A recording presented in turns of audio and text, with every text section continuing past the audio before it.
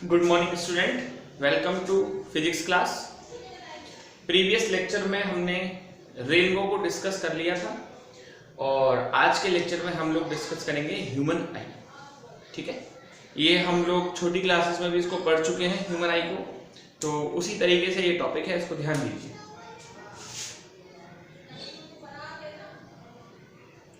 Human I, human I is a ball like structure.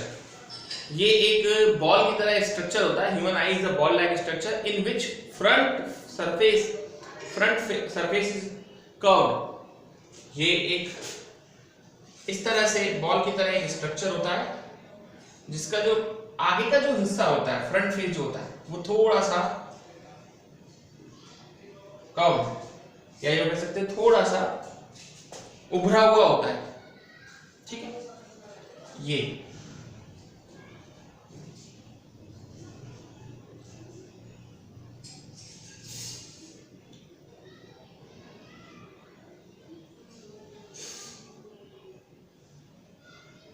ठीक है, ये जो उभरा हुआ हिस्सा होता है इसको हम लोग कॉर्निया कहते हैं। ठीक है, behind the cornea there is a lens, convex lens of a small focal length. Cornea के पीछे की तरफ एक कॉन्वेक्स लेंस होता है जिसकी फोकल लेंथ बहुत कम होती है, लगभग 2.5 सेंटीमीटर के आसपास होता है। ये आई लेंस है।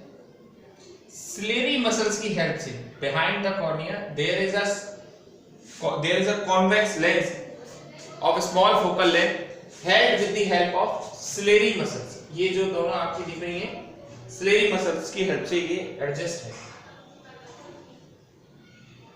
You can adjust the focal length of eye lens with the help of ciliary muscles। ciliary muscles की हेल्प से हम इसकी focal length को एडजस्ट कर सकते हैं। आई लेंस का जो आगे का जो हिस्सा होता है, जो फ्रंट जो हिस्सा होता है, ये ना कवर्ड होता है एक नॉन ट्रांसपेरेंट स्क्रीन से। इस नॉन ट्रांसपेरेंट स्क्रीन को हम बोलते हैं आइरिस।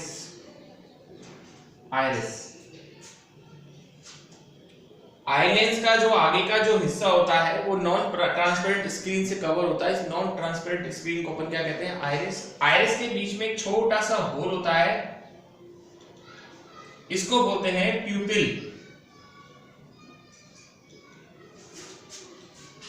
आइरिस प्यूपिल के साइज को एडजस्ट करता है। जैसे अगर लाइट डिम हो, बहुत कम हो, तो कम लाइट में ये प्यूपिल के साइज को थोड़ा सा बढ़ा देगा ताकि ज्यादा से ज्यादा रोशनी आई लेंस पर आए, और अब ज्यादा से ज्यादा रोशनी आएगी तो इमेज अच्छी बनेगी। और जब इंटेंस यानी तेज लाइट होगी तो आंखों की प्यूपिल की इसको साइज को ही कम कर देगा ताकि कम से कम लाइट आंखों में एंटर करे, जिससे आंखों को डैमेज होने से बचाया जा सके।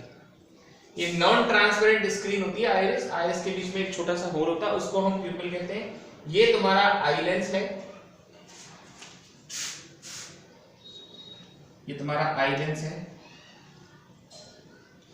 ठीक है, ये आपकी सिलेरी मसल्स हैं, अभी बनाएंगे इसको।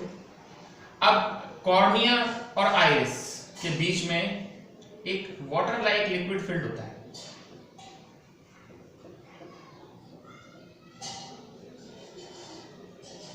इस वाटर लाइक लिक्विड को एक्वियस ह्यूमर कहते हैं। एक्वियस ह्यूमर कहते हैं, वाटर की तरह होता है। ठीक है, बिहाइंड द आई लेंस के पीछे there is a curved surface covered with optic nerve. इस बिहाइंड आई लेंस के पीछे एक कर्व्ड सरफेस होती है, ये देखो, जो ऑप्टिक नर्व से, किससे?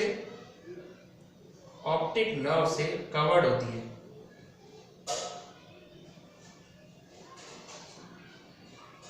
ऑप्टिक नर्व से कवर होती है। इस कवर्ड एरिया को हम लोग नाम देते हैं retina. retina. Behind the eyelids there is a curve surface covered with optic nerve. I lens के पीछे एक कर्व सरफेस होती है जो ऑप्टिक नर्व से कवर्ड होती है। ये ऑप्टिक नर्व नहीं है,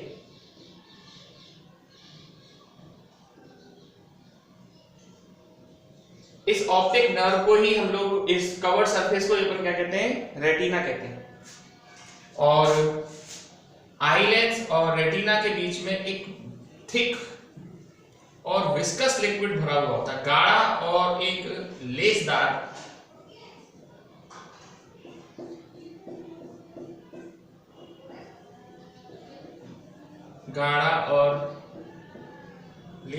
लिक्विड भरा होता है। इसको अपन नाम देते हैं विट्रियस ह्यूमर। इस गाढ़े और थिक और विस्कस लिक्विड को अपन क्या कहते हैं, विट्रियस ह्यूमर।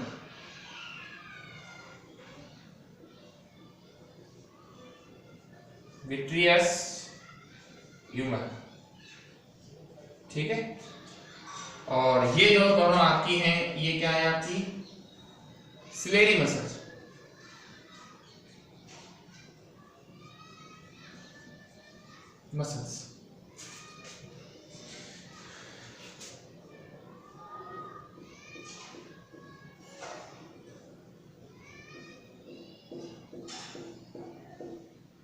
ये है आपकी ह्यूमर। एक बार दोबारा बताता हूं, वैसे तो समझ गए होंगे। Human I is a ball like structure in which front surface is curved. This curved surface is known cornea. Behind the cornea there is a small convex, there is a small convex lens of a small focal length held with the help of ciliary muscles.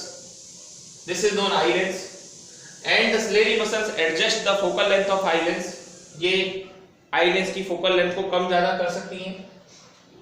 The front face of eye lens covered with a non-transparent screen which is known iris. There is a small hole in a iris which is known pupil.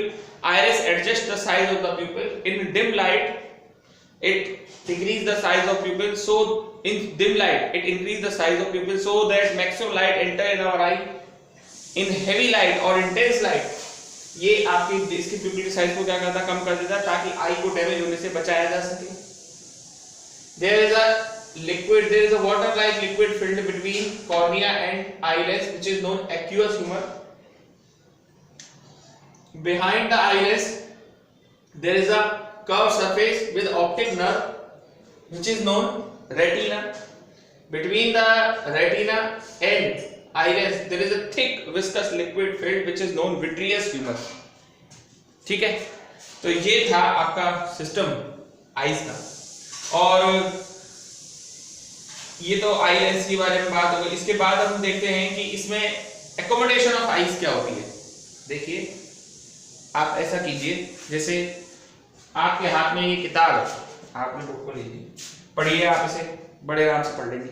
इसी किताब को आप आपके पास लाइए और फिर पढ़ने की कोशिश कीजिए। पढ़ लेंगे, मैं ये नहीं कह रहा कि नहीं पढ़ेंगे, बट इतनी पास लाने के लिए आपकी आई लेंस को क्या करना पड़ा, आई लेंस की फोकल लेंथ को एडजस्ट करना पड़ा। By the action of ciliary muscles, you can adjust the focal length of eye lens. आप आई लेंस की फोकल लेंथ को कम ज्यादा करेंगे। इसी को आई लेंस की हेल्प से, क्या बोल रहा हूँ, सिलेरी मसल्स की हेल्प से आई लेंस की फोकल लेंथ को कम ज्यादा करते हैं।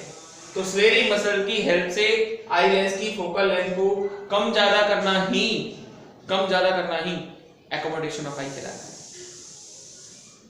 दोबारा सुनिए, जैसे किताब है, अभी आप इसको पढ़ रहे हैं, बड़े आराम से पढ़ रहे हैं। जब इसको आपके पास लेके आएंगे तो सिलेरी मसल्स के एक्शन से आई लेंस की फोकल लेंथ क्या कर दी जाएगी, कम कर दी जाएगी। तो सिलेरी मसल्स की हेल्प से आई लेंस की फोकल लेंथ को एडजस्ट करना ही आपका एकोमोडेशन ऑफ आई कहलाता है। ठीक है, इसके बाद देखिए, ये तो एकोमोडेशन ऑफ आई था। एक इसमें पॉइंट आता है near point.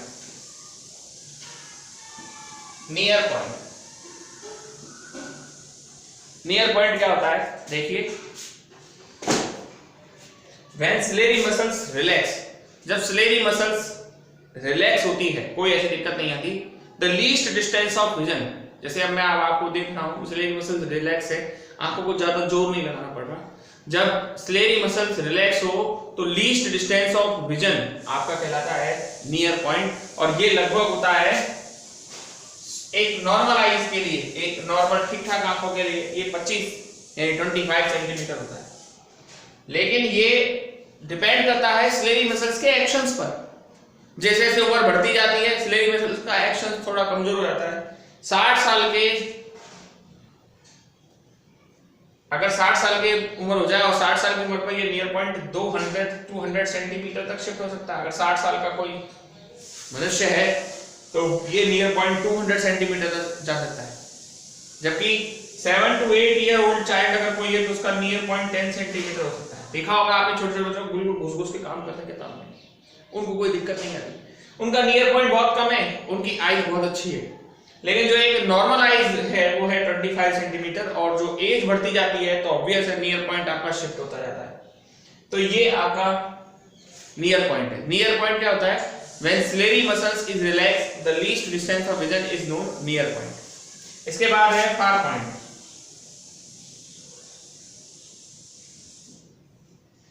The highest distance of vision, जितनी दूरी तक आप आराम से देख सकते हैं, highest distance of vision is known far point. ये far point है और ये लगभग आपका इंफिनिटी के आसपास होता है। कितना होता है ये? इंफिनिटी के आसपास, ठीक। और ये सबके लिए बराबर है, ऐसा नहीं है इसमें कि कोई उसमें वो हो, ये सबके लिए बराबर है। एक इसी तरीके से एक रेटिना पर एक पॉइंट होता है, इसको अपन बोलते हैं येलो स्पॉट। येलो स्पॉट क्या होता है? येलो स्पॉट क्या होता है? रेटिना में एक ऐसा पॉइंट जिस पर इमेज बनने के बाद हमें क्लियरली दिखाई दे, उसको बोलते हैं येलो स्पॉट। ऐसे एक ब्लाइंड स्पॉट होता है रेटिना के ऊपर, जिस पर अगर इमेज बन भी जाएगी तो हमें दिखाई नहीं देगी। एक बात ध्यान रखना, जब तक इमेज रेटिना पर नहीं बनेगी आपको नहीं दिखाई देगी, ठीक। और एक इसमें कोड और कोन एंड रॉड एंड कोन होते हैं जो लाइट की इंटेंसिटी और कलर के लिए सेंसिटिव होते हैं, रॉड और कोन। ये आईज में कुछ हैं, थ्योरेटिकल टॉपिक है, बहुत बार पढ़ चुके हैं छोटी क्लासेस में, तो कोई ऐसा ज्यादा इसमें इसकी ज्यादा कोई इंपॉर्टेंस भी नहीं बनती है। हाँ, ये देख लो कि इमेज कैसे बनती है। देखिए, once a light ray enter through cornea to pupil, eyelens focus the light on its retina. eyelens अब जो लाइट आ रही है उसको रेटिना पर फोकस करेगा। and for real and inverted image, eyelens retina पर रियल और इन्वर्टेड इमेज बनाता है। लेकिन ये रियल इन्वर्टेड इमेज ये ऑप्टिक नर्व है, ये ऑप्टिक नर्व ये सिग्नल ब्रेन को देते हैं। ब्रेन इस इंफॉर्मेशन को कंपनसेट करता है, सही करता है, और फिर इसकी हमें एकदम सीधी इमेज दिखाता है। यानी आपकी आंखों में, मेरी आंखों में इमेज उल्टी बनती है, लेकिन इस इमेज उल्टी को ब्रेन क्या करता है? सीधा करके दिखाता है। समझ गए? हमारी आंखों में, आपकी आंखों में इमेज तो उल्टी बनती है, लेकिन ब्रेन उसको सीधा करके हमको दिखाता है। तो ये है सिस्टम आईलेंस का। क्लियर? तो आपको आ गया होगा मेरे हिसाब से आईलेंस को समझना। थ्योरेटिकल टॉपिक है, ज्यादा वैसा कोई हार्ड टॉपिक नहीं है, 2-3 बार पढ़ेंगे तो भी आ जाएगा। डायग्राम भी आप एक आध बार प्रैक्टिस करेंगे आपको आ जाएगा। Okay, that's all for today.